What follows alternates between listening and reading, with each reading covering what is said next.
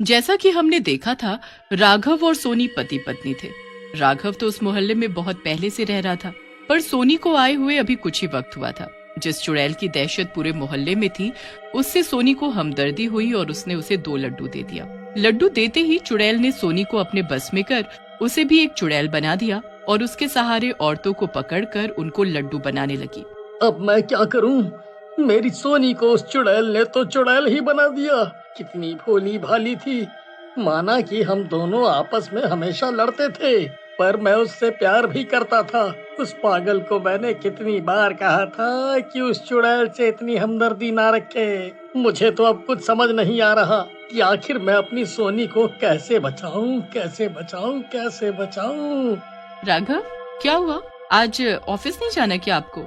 आप कब से इधर उधर टहल रहे हैं? मैंने आपका लंच पैक कर दिया और नाश्ता भी मेज पर लगा दिया है। चलिए खाना खा लीजिए। हाँ हाँ, आ रहा हूँ। अब एक चुड़ैल के हाथ का खाना भी खाना पड़ेगा। ये कैसी आफत आ गई है। क्या तुम कुछ बड़बड़ा रहे हो? क्या बोल रहे हो? राघव जल्दी जल्दी खाकर ऑफिस चला जाता है, पर यही बात सोचता रहता है कि वो अपनी सोनी को कैसे बचाए। मैं अपनी सोनी को कैसे बताऊं, कैसे बताऊं? मुझे कुछ ना कुछ सोचना पड़ेगा। उससे भी ज्यादा चिंता का विषय ये है कि वो औरतों को लड्डू बना रही है, पर वो इतने सारे लड्डू का करेगी क्या? आजकल ये कुछ अजीब हरकतें कर रहे हैं, पता नहीं इनको क्या हुआ है। रात को सोनी फिर से घर के बाहर लड्डू रखती है और चुड़ैल लड्डू आधा खाकर वहीं रख देती है। तभी सोनी बाहर आती है। सोनी, तुम क्या कर रही हो? इस आधे लड्डू को मत खाना। क्या क्या तुम बोल रहे हो? ये आधा लड्डू मैं खाती हूँ? पर मैं ये क्यों खाती हूँ? और इसे खाने से क्या हो जाएगा? लड्डू को खाते ही तुम भी चुड़ैल बन जाती हो और औरतों को लड्डू बनाने लगती हो। हे भगवान, ये मुझसे क्या करवा दिया आपने? कोई बात नहीं, जो हुआ सो हुआ। अब गलती से भी लड्डू बाहर मत रखना। जो लोग गायब हुए हैं उनको वापस लाना भी तो मेरा फर्ज बनता है। मैं ये जानती हूँ कि आखिरकार वो उनको लड्डू क्यों बना रही है। ठीक है सोनी, तो मैं तुम्हारा साथ दूंगा। तुम उसके आते ही ऐसे दिखाना कि तुमने ये लड्डू खा लिया है और उसके पीछे पीछे चल देना। ठीक है। चुड़ैल के आते ही सोनी उसके पीछे चल देती है और औरतों को लड्डू बनाकर वो सोनी के थैलों में रखती जाती है। फिर वो एक घर में पहुंचते हैं और उन दोनों का पीछा करते हुए राघव भी वहां पहुंच जाता है। अब तो बहुत सारे लड्डू हो गए, अब मजा आएगा। सुनो चुड़ैल, तुम्हारा काम अब खत्म हो गया। मेरी सोनी को छोड़ दो, वरना मैं सभी को बता दूंगा कि सबकी बीवियों को तुमने लड्डू बना दिया है और वो लोग तुम्हें आकर मार देंगे। हाँ, तुम ऐसा करने की सोचना भी मत, क्योंकि तुम्हारा एक भी कदम इन सब लड्डुओं को मार सकता है और तुम्हारी सोनी को भी। तभी सोनी भी भागकर राघव के पास खड़ी हो जाती है और बोलती है, कृपया करके इन लड्डू को कुछ मत करना। वो किसी की पत्नियां हैं। लोगों ने बहुत धूमधाम से शादी कर उन्हें अपने घर की शोभा बनाया है। तुम ऐसा क्यों कर रही हो? क्यों औरतों को लड्डू बना रही है?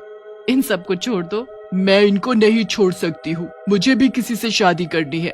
मेरी शादी इन लड्डुओं की ही कमी से टूट गई थी, इसीलिए मुझे मुक्ति तब मिलेगी जब मैं लड्डू पूरे कर उसी लड़के से शादी करूंगी। चुड़ैल, तुम तो किसी से शादी करना चाहती हो, पर क्या वो लड़का भी तुमसे शादी करना चाहता है? अगर उसने शादी नहीं की तो क्या होगा? हैं? तुम ऐसे ही लोगों को लड्डू बनाती रहोगी।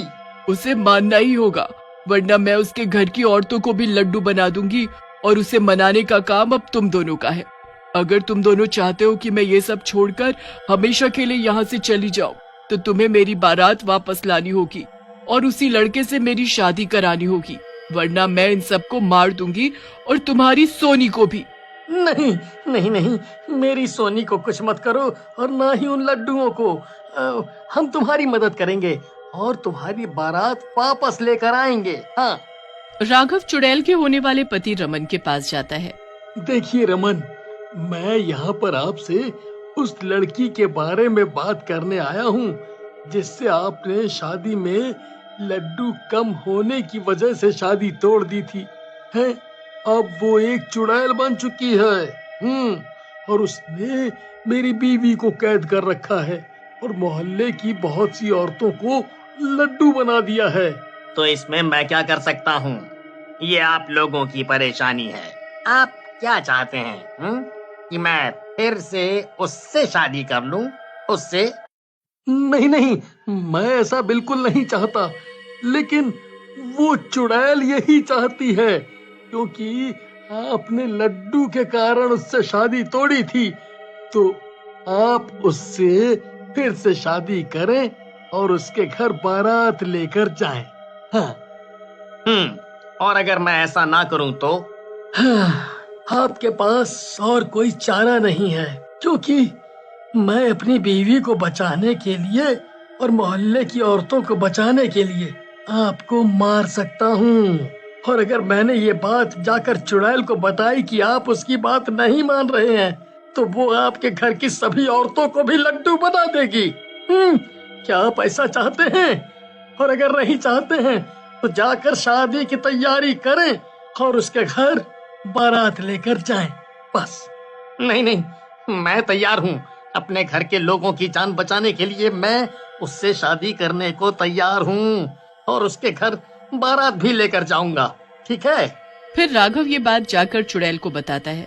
देखो चुड़ैल, मैंने रमन को मना लिया है, वो तुम्हारे घर पर बारात लेकर आए और तुमसे शादी करे, लेकिन उसके बाद तुम सभी को मुक्त कर दोगी और मेरी सोनी को भी यहाँ से जाने दोगी।